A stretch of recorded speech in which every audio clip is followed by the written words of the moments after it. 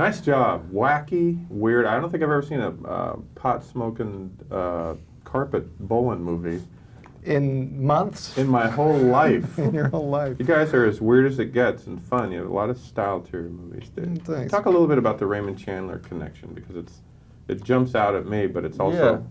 Well, we've always been Chandler fans, and we wanted to, you're right, I mean, we wanted to make a movie that was sort of reminiscent of his stories, or work the way his stories did. His Chandler stories were very much about L.A., and this also, hopefully, is sort of about L.A. I mean, you know, and he although this isn't a mystery, well, it is a mystery, but it's not a private eye movie. Sure. We don't have the sort of suave Philip Marlowe character unraveling the mystery in this. We have a sort of stoner pothead bowler doing that, but in other respects, it's identical.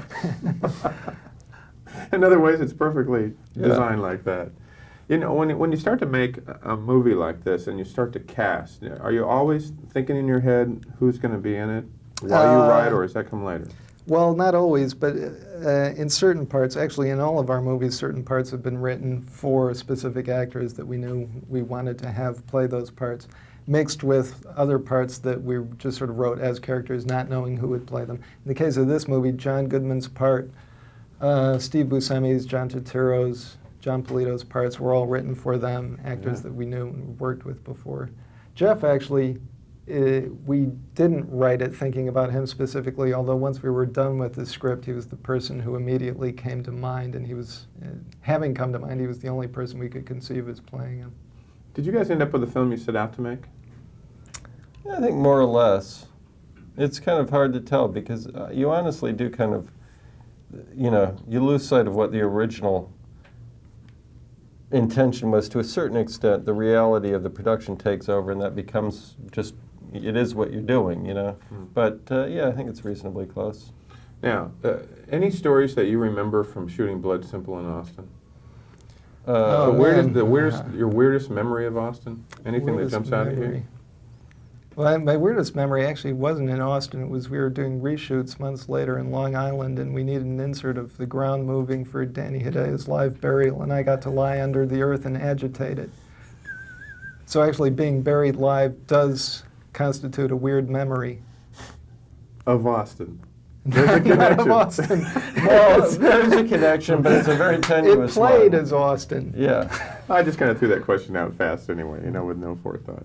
Hey, when the Oscars come up in about a month and a half, and you guys won for writing, when it comes up, do you have any advice as a couple of writers for all these other people that are nominated and coming up, especially guys like Matt Damon and Ben Affleck who had never been through this before? Yeah, don't do what I did. Prepare a speech. That's my advice. Don't get up and just stumble. Get up and know what you're going to do. Don't bump into the podium. Last question. When people pay, in Dallas we're paying $6.50 now. We're not paying that $9 thing. But when they pay $6.50 to see the Big Lebowski, what do you want them to think and feel when they come out of the theater in this one? I'm glad I didn't pay $9. I don't know. I want them to have a good time. Yeah. It's the funniest damn bowling movie I've seen. Funnier than Kingpin. Good. Thanks. Yeah.